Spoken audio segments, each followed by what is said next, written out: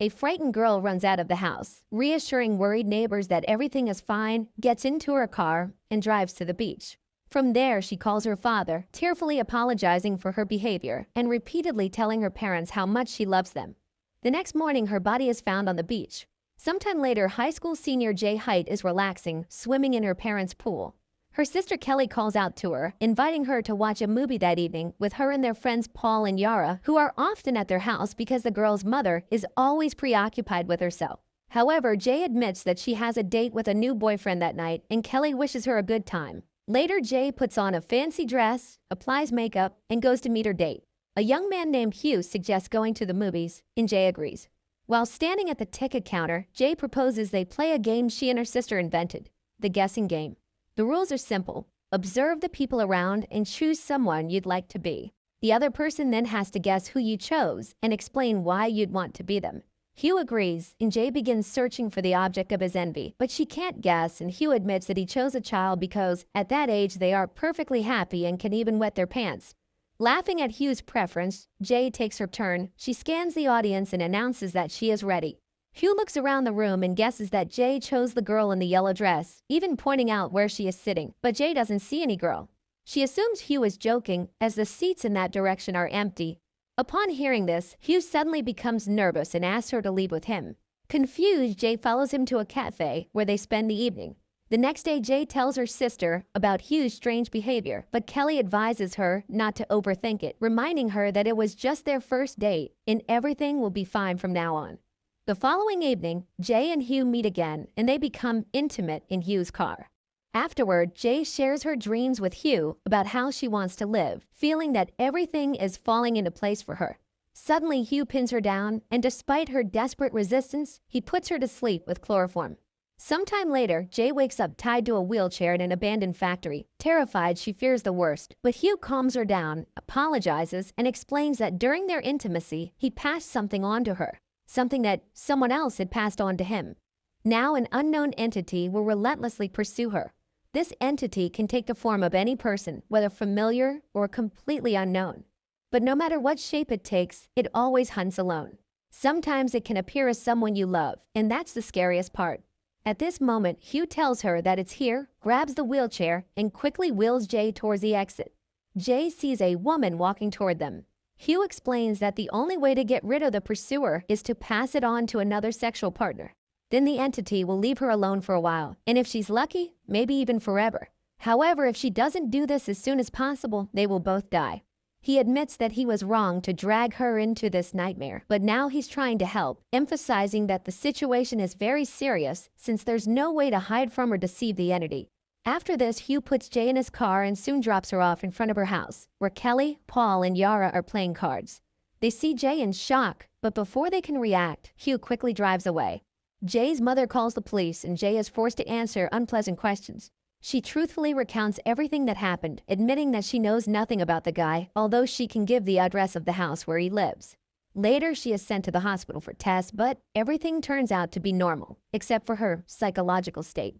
The next day, the police search the factory area, find Jay's belongings, but no trace of the unknown woman they saw, nor of Hugh.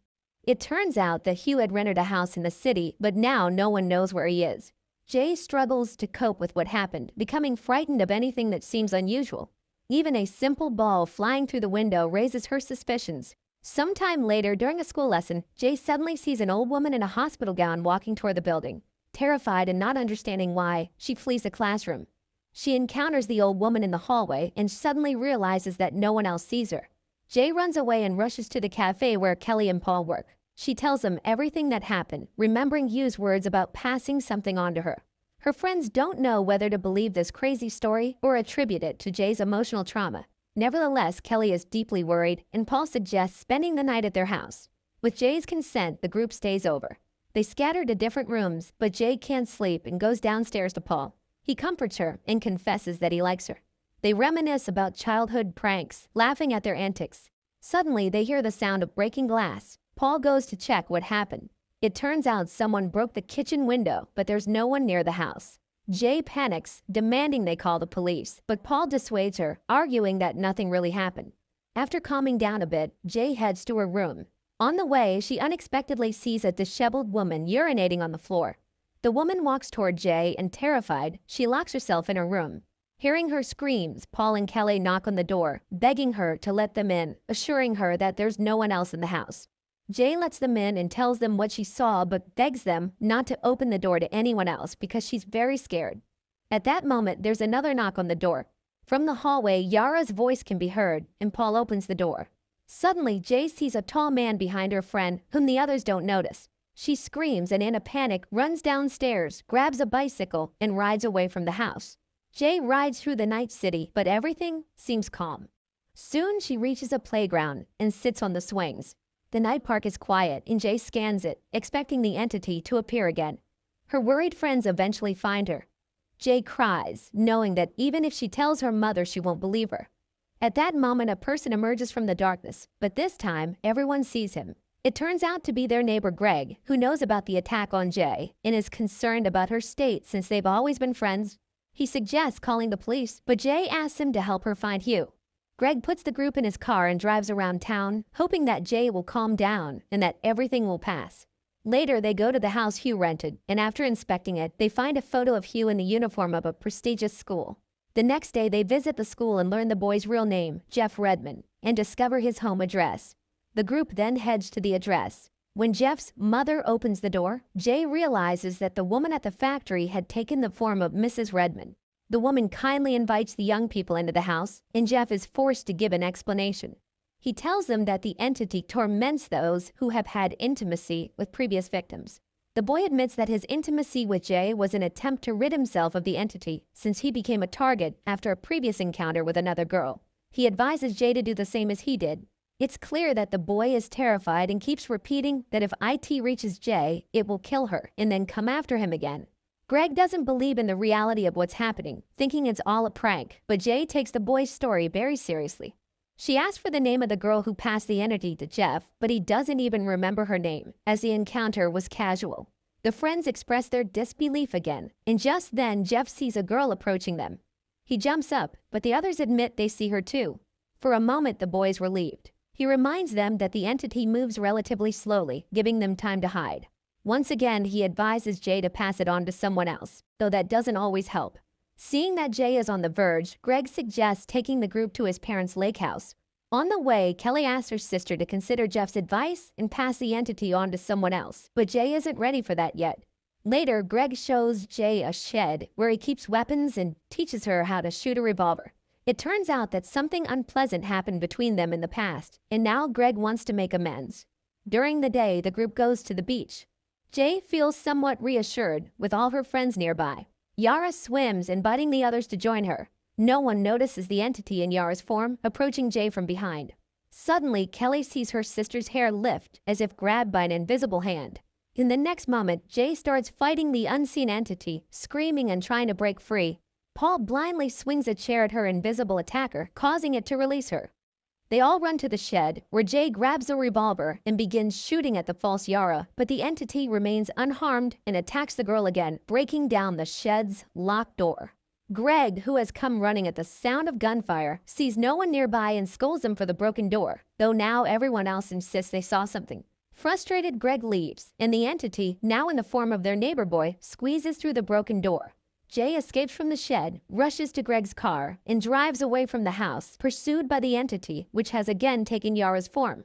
Her friends try to stop her, but Jay is too scared. However, after driving only a short distance, Jay gets into an accident and loses consciousness. Later, she wakes up in the hospital with a broken arm. Her friends sleep in chairs nearby, and doctors walk past her room, but Jay can't shake her fear, listening to the footsteps in the hallway. That night, Greg visits Jay's bed, still not believing the entity is real. Paul realizes what happened between them and feels jealous of Jay. 3 days later, Greg visits Jay again and admits that he hasn't seen the entity, even though he's been expecting it. It seems it's not coming after him. Sometime later, Jay returns home and tries to find comfort in her favorite pool, but her anxiety persists. One evening, Greg comes to the house and admits to the friends that he hasn't seen anyone and asks if he can visit Jay. They tell him that she has locked herself in her room and isn't letting anyone in. Paul reminds them that he felt something when he hit the air with the chair, and the door didn't break on its own, but Greg just leaves. That night, Jay can't sleep, and looking out the window sees the entity in Greg's form walking toward his house. She calls him, but he doesn't answer. the entity breaks a window in the house and enters. Jay runs to the neighbor's house and finds the entity in the form of Greg's mother knocking on her son's door. He opens it and the entity immediately kills him. Fleeing the house, Jay drives away, seeing the false Greg walking out of his home in the rearview mirror. She spends the night outdoors. In the morning, Jay sees 3 young men on a boat at the beach, undresses, and walks into the water. Later, Jay returns home and falls asleep in her sister's room. Paul shows up and offers to take the entity from her, but Jay refuses. She chose Greg because she thought he wasn't afraid. She pities Paul, so he suggests a new plan. The group decides to kill the entity by luring it into the city pool and electrocuting it with appliances thrown into the water. Gathering everything they need, they head there and, after preparing, wait for the enemy to appear. Sometime later, Jay enters the pool and sees the entity in the form of her father. However, instead of entering the water, it begins throwing still unplugged electrical appliances at her. Jay tries to get out of the pool but is struck repeatedly.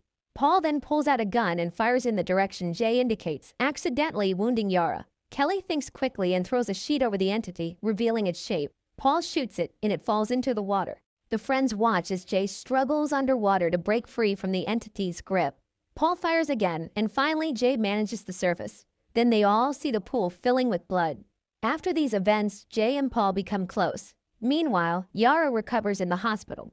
One day, Jay and Paul walk down the street, holding hands, unaware that a figure is following them. Everything that happens on the screen feels like one big nightmare. It's certainly a horror movie, but one that makes you think and dissects one of the most serious societal issues: the carelessness of intimate relationships leading to serious diseases and even loss of life.